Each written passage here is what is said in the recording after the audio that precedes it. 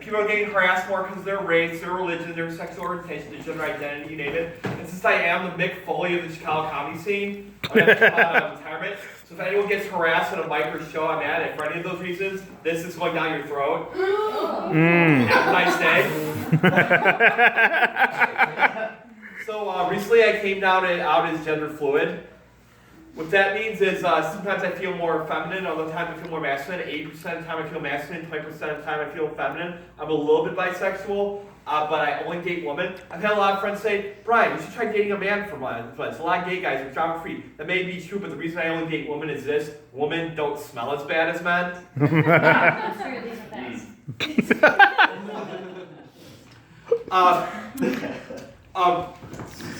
Recently I was doing a show in my home area of Lake County, Illinois. I did a Trump joke, and a guy in the audience took offense to that because it's a very Republican area. So comics, if you're in a conservative Christian area, it might not be a good idea to do Trump jokes. Some of the Christians in the audience might declare jihad on you for mocking their prophet. I'm trying to get out more, do comedy more, so I can get booked more. But even if I was killing it every night, I would see myself getting booked left and right like some Chicago comics do. The Chicago comedy scene is very cliquey, and every time I join any sort of clique, I just feel like the character Butters on South Park.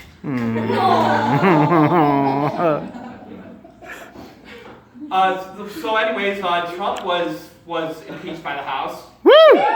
Hells yeah!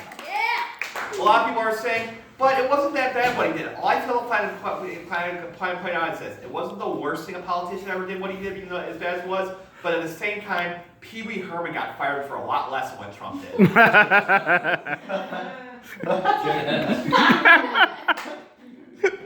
Some say that Donald Trump is having a fling with Kellyanne Conway. Now, as much as I hate Donald, I don't think that's true. This is why.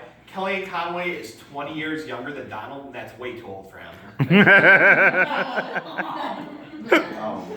And Trump wanted to start the Space Force, which I don't think it's the stupidest thing Trump ever said, because if we are in contact with an alien race, and if they're extraterrestrials that really want to invade, then I understand the need. But I'm against it for one reason, because they're not calling the Space Force Starfleet.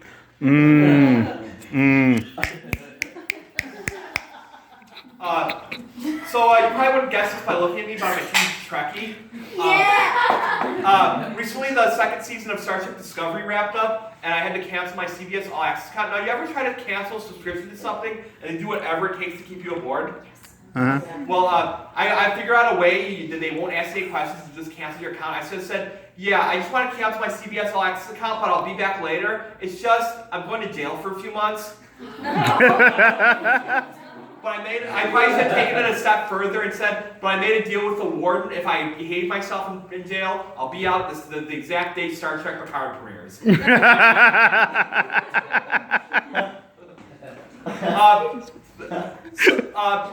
I had a falling out with my best friend of 20 years because he became an ultra right-wing born-again Christian, and I got into a lot of hippie spiritual stuff over the years.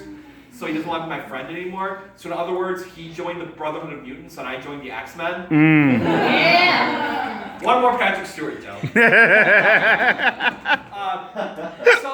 I'm a sexual assault survivor. I was sexually assaulted when I was 4, so I'm a big advocate for children, women and children who are sexually, and some men who are sexually assaulted.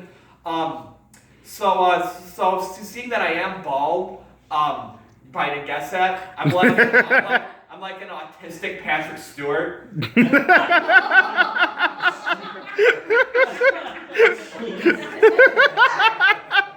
Kind of like if Picard and Data had a baby. We're gonna play a little improv game. It's called What's It Like in an Illinois Psych Ward. You know, I answer to ask questions, go, what's like an Illinois Psych Ward? And I'll answer. I've been in a psych ward 13 times. 3 more states ago, I'll be the Ric Flair of psych ward patients. Probably the stupidest question I get is, how did you ever get out? Please note that psych ward is not like how it is in the movies. You can't live in a psych ward that's a mental institution or a sane asylum. And I've never been to either of them. But open forum, any question about what's like in a psych ward, ask away. You get to ask me.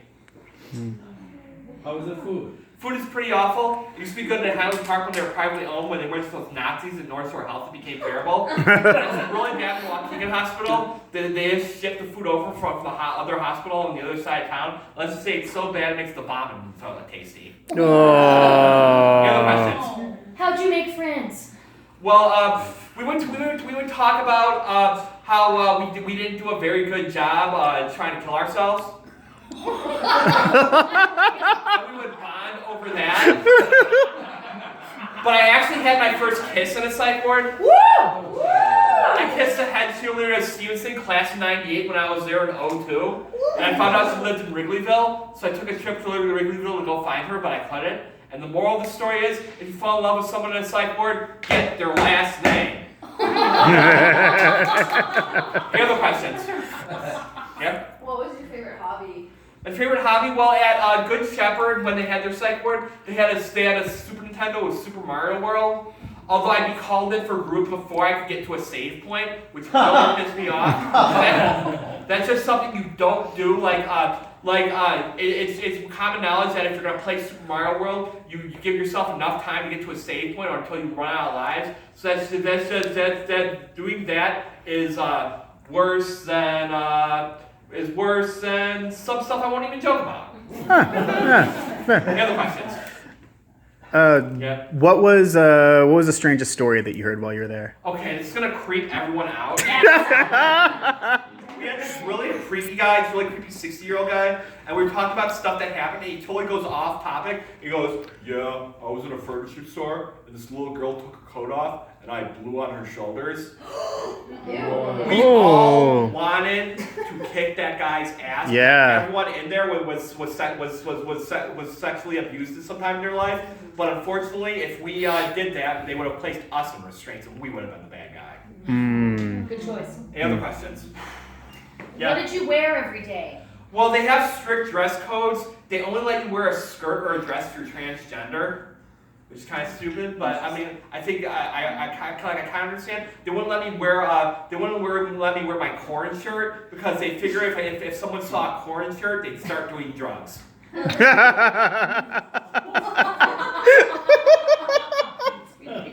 other questions?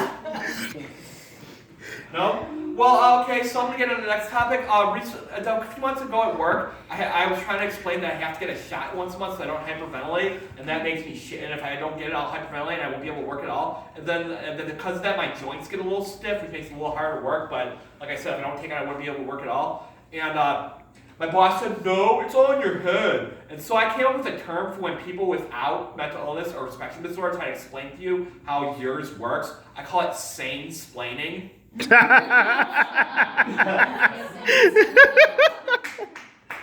So recently I quit Tinder. I felt like a real creep, kind of being matched with with women I know, and then I have to apologize to them in person. Being matched with someone you know on Tinder is about the equivalent of building a time machine out of a DeLorean, going back in time 30 years, and realizing you just made out with your mom when your mom was smoking hot.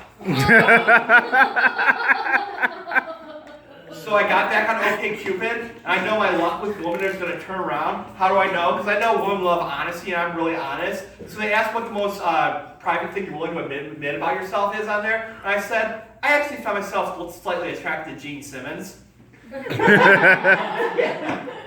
know my luck with women is turning around right now. Anyways, I'm Brian Johnson, otherwise known as Mick Foley of the Chicago comedy scene, otherwise known as the Dexter of the Chicago comedy scene, otherwise known as everything you ever were afraid of. I used to go by the stage name Bipolar Brian Johnson, but I had a lot of people say, you call yourself Bipolar Brian Johnson. That's why no one wants to date you. Shut up. No one wanted to date me before I started calling me that. I had a lot of bipolar friends. People requested me on Facebook and typed in bipolar on the search engine, and my name showed up. So I became a hero to them. I became the Harvey Milk of the bipolar community. Jesus. We're at the 10-year anniversary of Michael Jackson dying. I'll never forget when his first allegation came out when I was 1994. I was like 10 years old.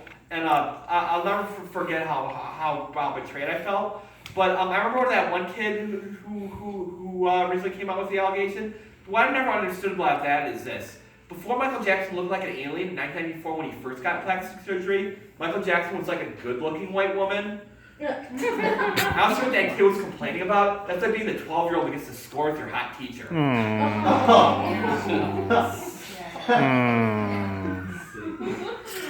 So,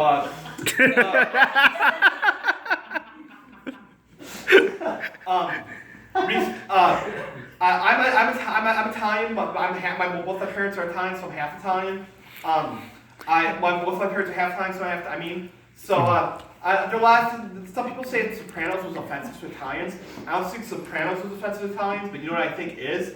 Olive Garden commercials. Those commercials are racist. Number one, Italians are not all that happy and joyous. My Italian family, we hate each other. Our Italians are very toxic. Number two, Italians are not all happy and joyous. Like, you should see how angry my family is. And number three, if you really were Italian, you would be eating that crap at Olive Garden in the first place, because you know what Italian food tastes like.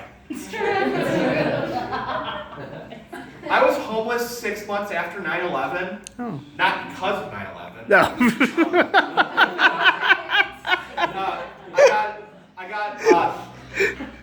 I got kicked out of the homeless shelter in Kenosha, and I had to walk from Kenosha to Antioch where my car was.